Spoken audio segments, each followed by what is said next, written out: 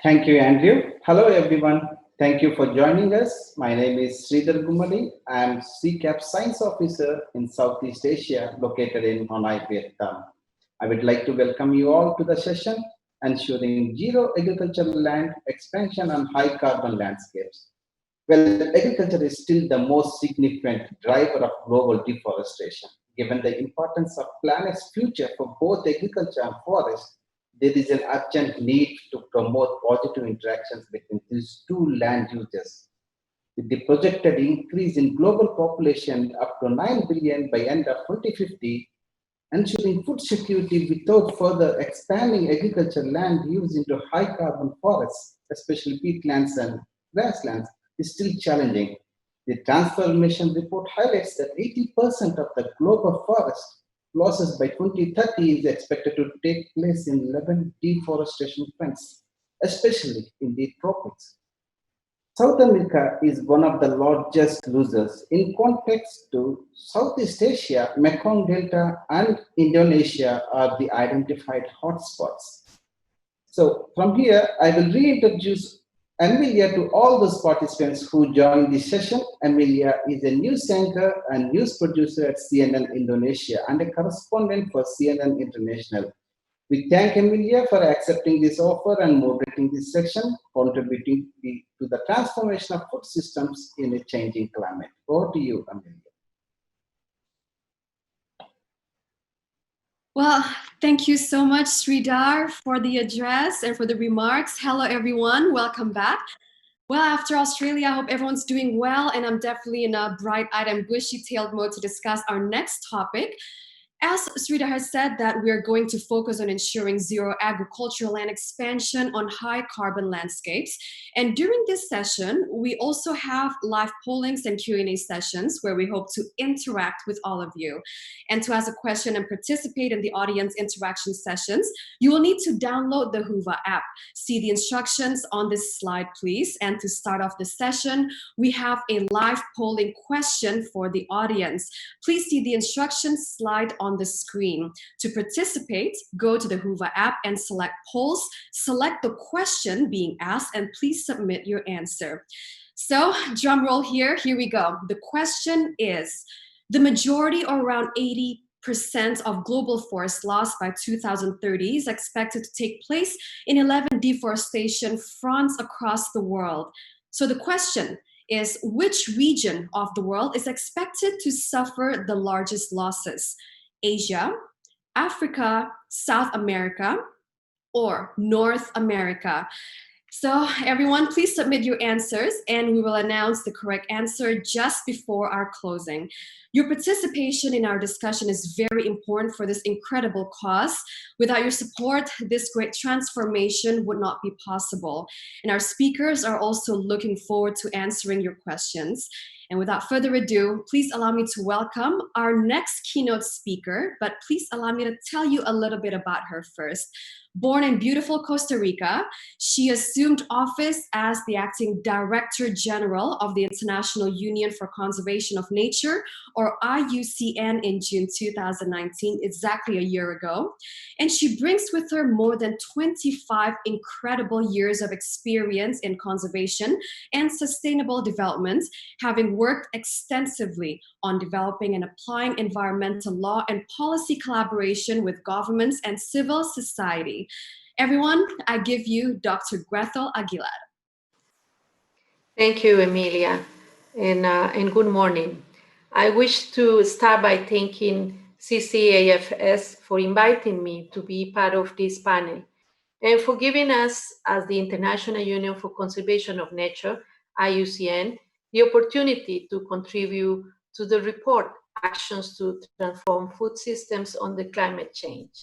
I'm excited to be part of this launch event that will go around the world, and let me say hello to all those watching us from wherever you are. These sessions focus on making sustainable agriculture productive enough to meet global food needs up to 2050, without further converting high carbon forests, peatlands, and grasslands into agricultural lands. And methods suggested by the report include improving finance and supply chain accountability, increasing consumer advocacy through the media, and sustaining, intensifying agriculture that already exists, and sustainability, of intensifying agriculture that already exists. I will be talking about this last method today. So we are worried about agricultural expansion into new lands, especially in high carbon and high biodiversity landscapes, which contributes to climate change and threaten the habitats, wildlife, and natural process we depend on for survival. But agriculture does not need new land. Up to 40% of all agricultural land is degraded or degrading, which means that we can already do much by focusing on that. Farms are modified ecosystems that depend on nature for productivity, for reproduction, for reducing hazards and building resilience.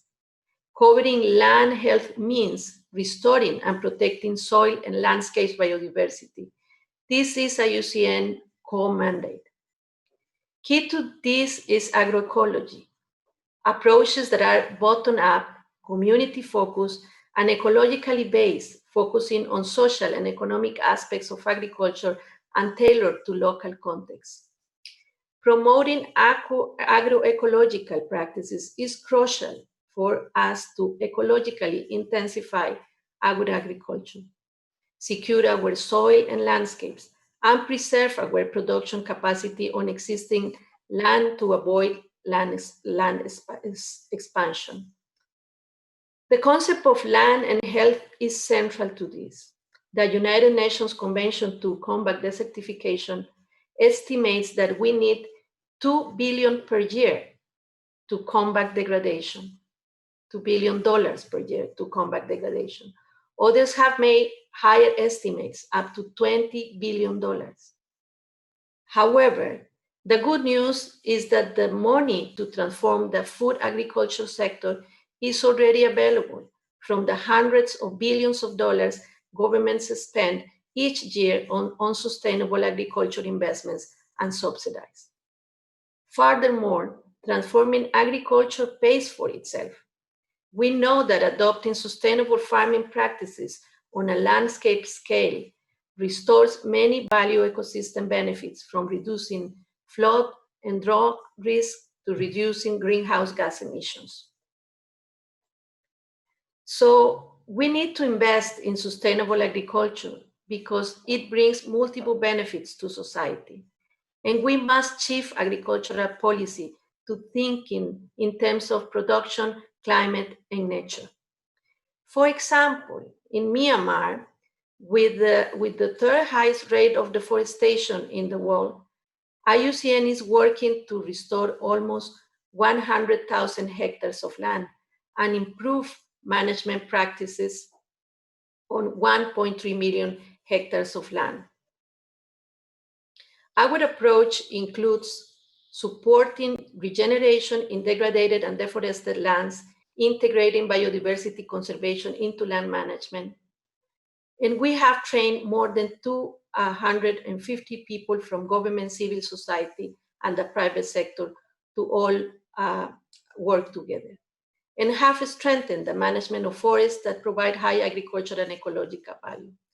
This is one example of a transformative model, and this proposed transformation can only be repeated elsewhere through partnerships.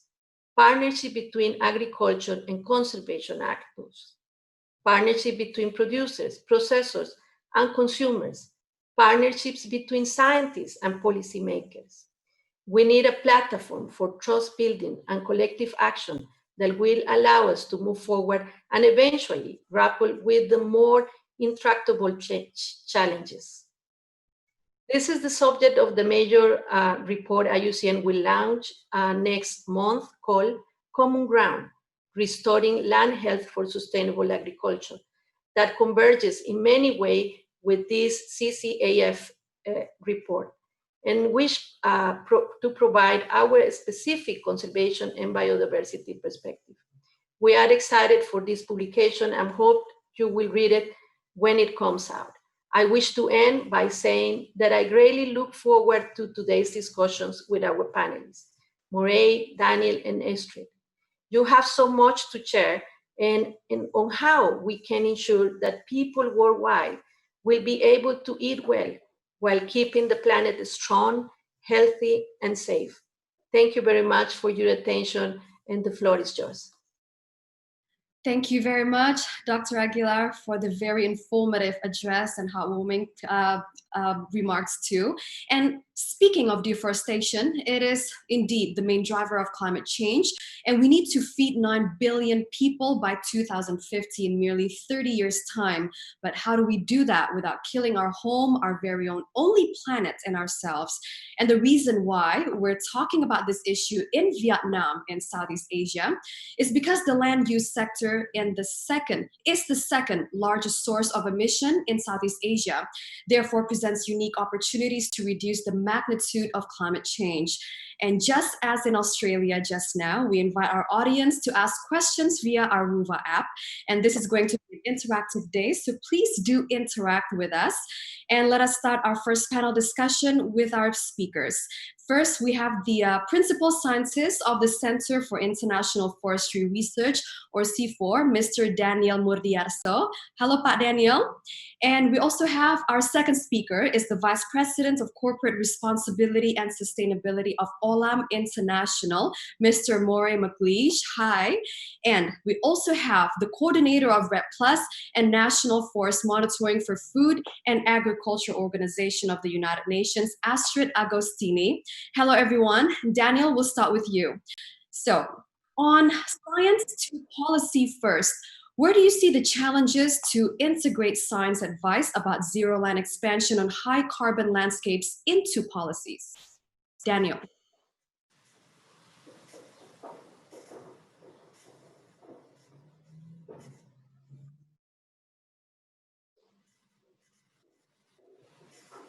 Daniel, could you unmute yourself, please? Thank you, Amelia. Well, from the scientific point of view, we have a lot to offer actually in terms of information. But let me be clear ourselves about what we are talking about today, which is the high carbon landscape. And I'm going to limit myself to talk about peatland, for example, where I'm working a lot on it. So this particular ecosystem only cover about 3% of the surface, the Earth's surface, but it contains more than 30% of carbon globally. So in the tropics, we have about 90 billion tons. So it's huge amount of carbon kept or stored there. So it is also like a sponge and can absorb and release water very easily. And certainly will avoid flood and drought during extreme weather events. And certainly it's home of various species, be it plant or wildlife. So it is a great habitat in the tropics. It provides roots and also energy and wood for people, local people as well. But a big but, this ecosystem is nutrient very acid. So, and if you want to make it productive, you have to put a lot of money to make it productive. And more importantly, this ecosystem is formed in millennia, thousands of years. So once it is converted, it is irreversible. So that's the science we know about this particular ecosystem. And from the policy perspective, because I'm also asked to look at what's the nexus between science and policy here. So peatland is like a little kid sitting in a swing in a very vulnerable place, very fragile. And at once it swung towards the direction of, okay, this is something which is marginal. We can use it. It's no use. It's unworth it. So we can convert it. Nowadays, it is swinging towards different direction. And in the climate regime, peatland is being a storage of carbon. It should be a magical solution for climate change mitigation and adaptation. So there is a challenge here to take the balance between environmental integrity on one side and food security on the other side. So science is, I call to put that fast. If there is going to be a trade-off, win-win or win-win-win solution. Discuss. Thank you. Thank you very much, Daniel. And from science to policy, just now from Daniel, Astrid, we're going to move on from policy to climate finance. What is the role of policy and finance that's actually halting land expansion on high carbon landscapes? Astrid. Thank you very much, Amelia. And thank you very much. I really want to start my remarks by saying that I think it's fantastic that we're starting off this day when we're discussing the transformation of food systems by looking at this very critical, difficult issues of expansion into high carbon lands and deforestation, because it's a major issue. We know the recently published Global Forest Resource Assessment had also highlighted again that while we are making some progress, there are still alarming deforestation rates, especially in Southeast Asia, Sub-Saharan Africa, and parts of Latin America. And we know, of course, that agriculture is a key player here, 44% coming from large-scale commercial agriculture, 33% in addition from small-scale subsistence. And all of this conversion that we're seeing, deforestation and peatlands, as has just been mentioned already, contributes well over 10% of the total greenhouse gas emissions. So we're talking about major issues here that we need to address in terms of food systems transformation and climate change. So looking at the policy and finance nexus, I wanted to propose four main messages here today. The first one is really that we need to focus on policy coherence. Without policy coherence across sectors and across levels of governance, we will not be able to have the effectiveness of intervention that allow us to reach the goals that we've set. In particular, the NDCs really are key here. Those are our key climate commitments, and they need to capture all the climate action needed across the sectors. And what we see in agriculture and forestry policies need to be coherent. And this doesn't just mean the text, this also means in the way they're implemented and how they fan out on the ground, the signals they send to the actors on the ground, to the farmers, to the forest dwellers. And we need to make sure that that's also coherent between the national scale and the subnational scale. Another key critical issue on the policy coherence and on the policy frameworks is tenure. And without tenure reform and without clear tenure rights, especially to indigenous people and smallholders, we won't be able to see the transformation going forward. Of course, the policy and the interventions don't just need to be at the land level, because we know the efficiency of the chain makes a huge difference. If we can reduce food loss and waste, if we can change towards more healthy diets, then those are all entry points that reduce pressure on land. A second point I wanted to offer is that if we want to really look at zero deforestation from some of the key commodity supply chains, this requires coordinated action between the private and the public sectors. We'll hear more from Moray, no doubt, in a minute, but certainly the private sector has started making strong commitments also in the context of the New York Declaration on Forests in 2014 with commitments, but it was supposed to eliminate deforestation from the supply chains in this year, 2020. We know this hasn't happened. So what this means is there has been a starting point, but it's been too limited. There hasn't been sufficient ambition. It's been too disjointed, and a lot more ambition is needed. We also need greater harmonization of efforts, whether it's in sector standards or coherent accountability frameworks, so we really see and can understand the transparency and up the ambition there. It is also important that in addition, the private sector can't do it alone. We know that. We now see important initiatives in the importing country side. If we look, for instance, at the evolving frameworks in the EU on trying to look at imported deforestation, those policies can set key incentives. At the same time, we want to make sure that if there are due diligence requirements, there's also support to poorer countries, to poorer producers, to those with lower capacity, so they're not excluded from eventual markets, but they have a chance to up their game and really become more sustainable and supply also into those markets. And of course, the countries themselves at the jurisdictional level, at the country level, they need to support this through the policy coherence I already mentioned, through law enforcement, land use planning, as well as the support to smallholders to support transformation. And international organizations such as ourselves, but also civil society and NGOs have a key role to play, of course, in supporting this transition. The third point I wanted to make is that public investment and finance really must be supporting the transition to sustainable systems. And this requires both public investment. We need to make sure that public investment is screened to make sure that it doesn't increase the risk of deforestation. But also public investment must set the enabling environment. We must have the data, the analysis, the online data availability, the systems, the digital systems that allow monitoring and verification. We need to have the technical capacity development on the ground for producers. We need the investment in tenure and in law enforcement. We also need to have the redirection of public support. Grethel already mentioned that. We have a vast trough of agricultural subsidies, about 570 billion a year.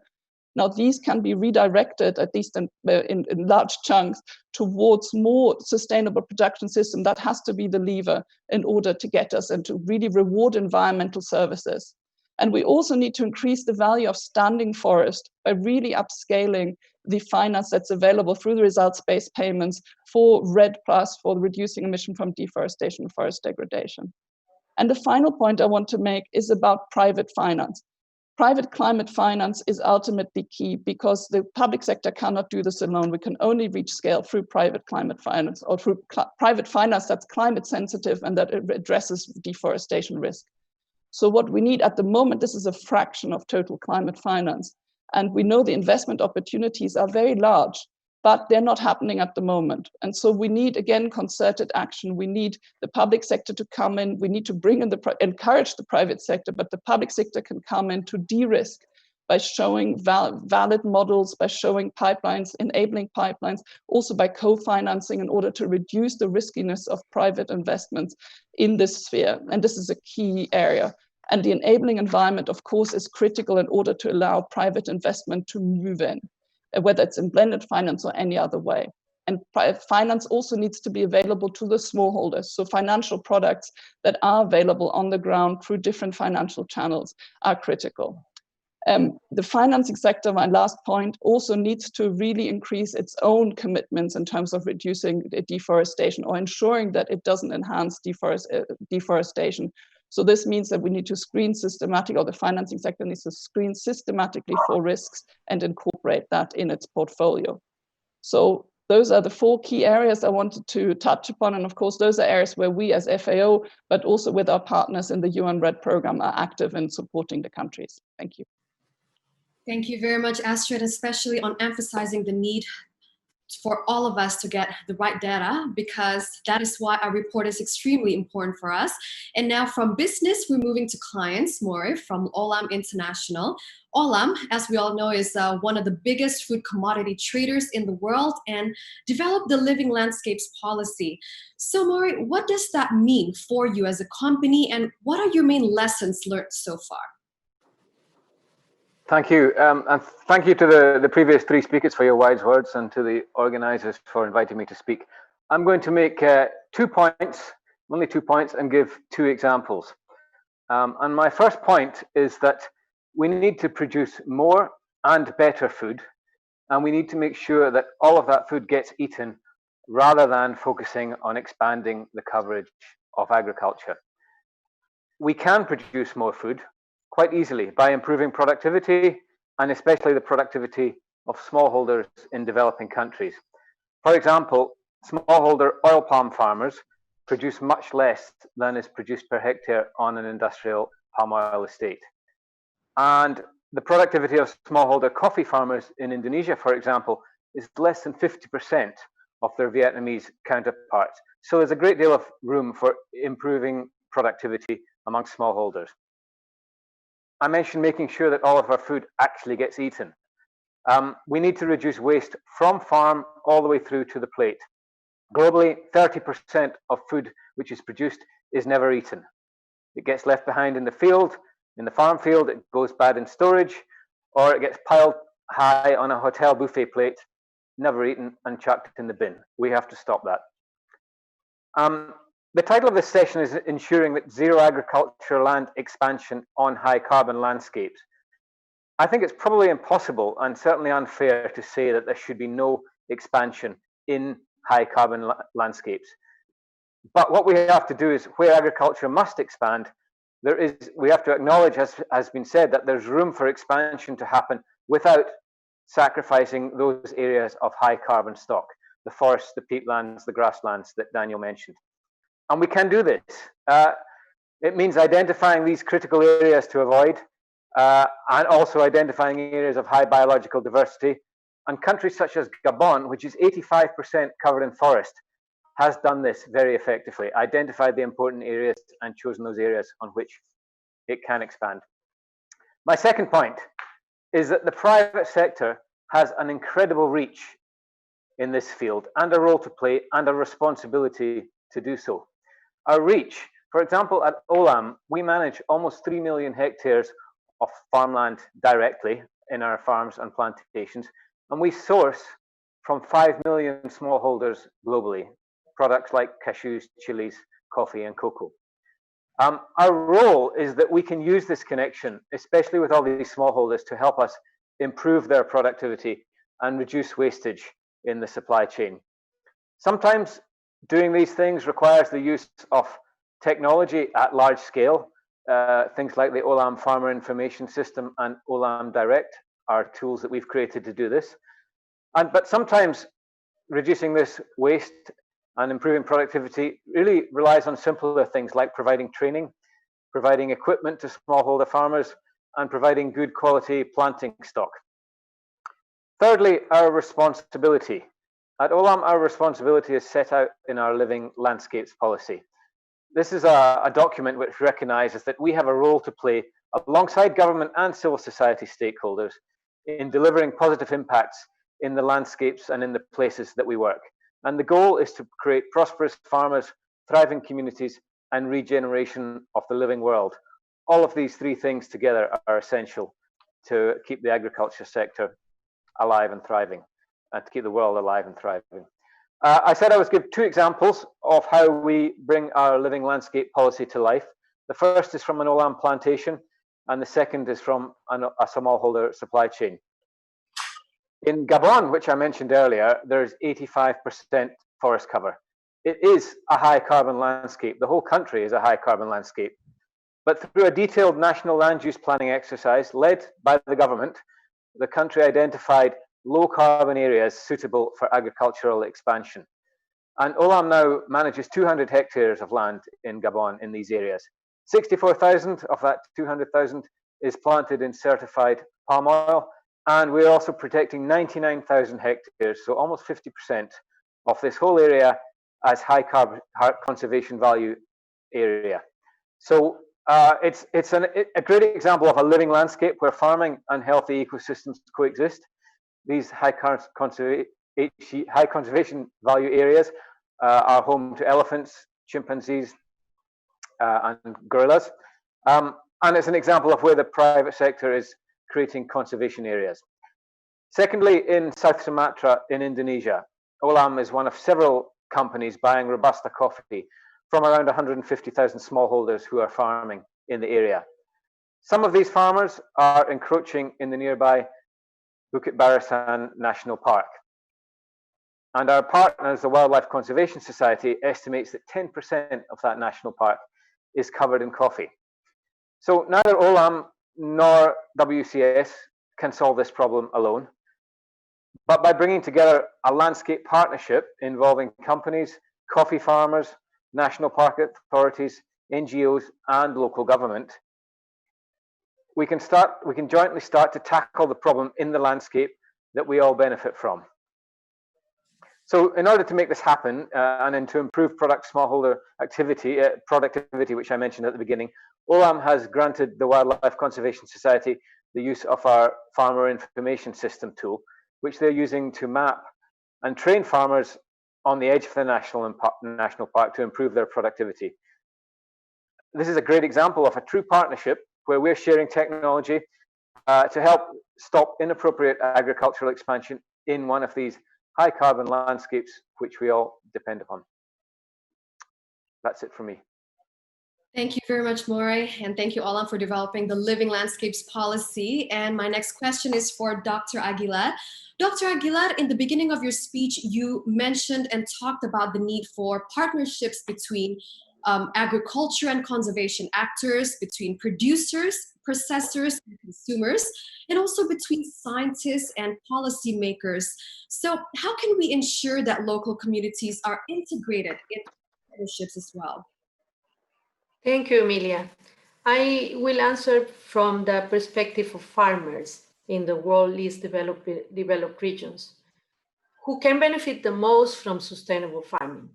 Those regions have the lowest productivity while facing the greatest risk of land degradation. But they are also the source of valuable knowledge, and we must increase focus on them. The first step to integrating these local communities into multi-stakeholder partnership is by recognizing their valuable knowledge, often built up through centuries, that can contribute to agriculture. For instance, let me give you an example.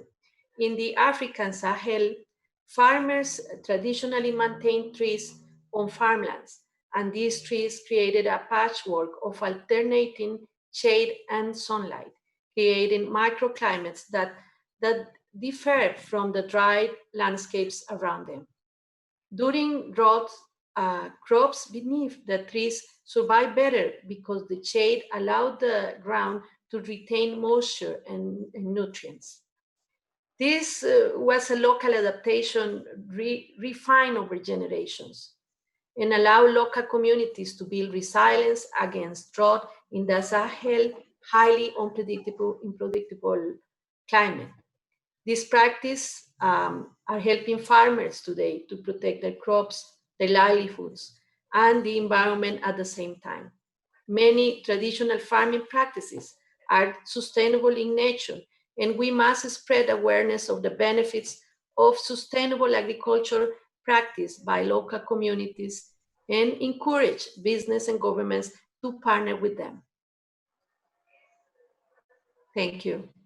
Thank you very much, Dr. Aguilar, for emphasizing the need and the importance of partnership. And now we're going to enter the session where we question our speakers, the questions straight from the audience.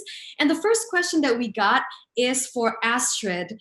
Astrid, can agroforestry be considered for carbon credit to the farmers? That's the question from our audience. Astrid, floor is yours. Thank you for the question. I mean, agroforestry certainly has the potential to create carbon sequestration and to enhance climate benefits. So, I mean, whether or not something is considered within the specific schemes depends on the particular scheme that it's supposed to be accredited for. So that depends on the specific standard or the specific certification scheme, exactly how it's being considered. Thank you very much, Astrid. And our next question right now, I'm going to direct this question to Moray. Moray, the next question is, what has now changed with the COVID-19 pandemic era when it comes to food and also climate change and its policies?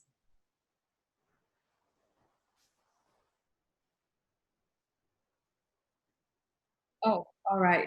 Unfortunately, Moray has left the room, but we have Daniel. Daniel, the next question from our audience is, who is most behind peatland conservation? And is it small-scale farmers or large commercial players? Daniel. Well, most of the conservation work are done by the government, but they can be done in a way that the local community NGO can participate on that. So there is a room for multiple stakeholders to be part of the conservation of peatland. Well, thank you very much, Daniel.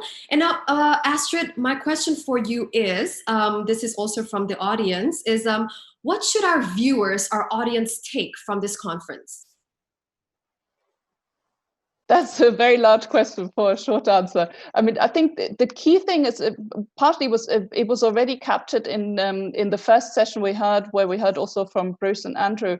It's this, the urgency of action, I think, is key to capture from this, and the fact that we need to intervene at different stages, and we need really concerted action across the sectors, across the different levels. We need to look between the technical solutions, the governance, the policies, the finance. We look across the chain, not just primary production, but we look throughout the value chain, as well as the food systems, the efficiency, the food loss and waste. They're looking at healthy diets and what contributions are available to have, dual benefits in terms of both health and sustainability. And the fact that all of this really needs to be addressed at the same time in a concerted way. We cannot have isolated different activities. We are in a globalized system. It needs to come together at the different levels, at coherent national action, but also coherent global action. And we all have a role to play to make this happen, as consumers, as people in our jobs, with our voices, with our votes. All of these count in terms of making a difference. Thank you very much, Astrid. And my last question is for Daniel. Daniel, you're in Indonesia, and Indonesia being the largest island nation in the world and also the largest economy in Southeast Asia. And this session from Vietnam, also in Southeast Asia. So what do you think Indonesia, being the largest economy in Southeast Asia, has done that is right when it comes to climate change policies? Well, before I answer that question, I forgot to mention about the involvement of private sector. Yeah. In RED, because Astrid was mentioning about that RED mechanism, there are a number of private sector involved in the conservation of peatland in Indonesia, and that already start, bearing fruits in terms of payment. So that's also possible. So with that in the context, now talking about the setting of Indonesia in Southeast Asia, I think the decision or commitment to reduce emission up to 29% is a big thing. And I can see it that the land sector can play a big role, because out of that 27, 17 to 19% are from land sector. So Indonesia is in a very central kind of example about how to deal with land sector, with production system and climate change agenda. Well, thank you very much, Daniel. And Astrid and Daniel, this last question is for you. Any last words to our audience from Vietnam before we move on to India? Astrid. Oh, Astrid, I think you're still on mute. Could you please I'm sorry. Yes, I'm actually in Rome, so I'm a bit of an intruder in the Vietnam session. So I can't. I'll send my greetings from Rome to the rest of the session. I think the last thought really is to see that we learn from each other in all of these different parts of the sessions, and that we take away the messages and see how we can implement them to make sure that they're coherent, that they reinforce each other, and that we each play our part. Thank you. Thank you very much, Astrid from Rome, and now Daniel from Indonesia. Last words. Well, I think land sector is very key, and it is very difficult to walk through it, because it's like walking in a very wobbly kind of rope. So you have to be very, very careful. And what I said earlier, how to maintain the climate or environmental integrity on one hand, and also food security on the other hand. And land sector is very crucial. Well, thank you very much, Astrid and Daniel. I hope that everyone's getting incredible insights from both of you. And before we close this session from Vietnam, I'd like to once again announce the correct answer to our live poll questions earlier, after giving you a little bit more time. And based on the answers received, 48% of you is right. The answer is South America. 48% of you, well done. And so far, this event has been very fast-paced, but also succinct, and hopefully you've all gained incredible insights and knowledge from our speakers, and the day is still very young. From Vietnam, let us now move on to our next destination, India. Thank you for participating in our event. And next is a video intro of the next session.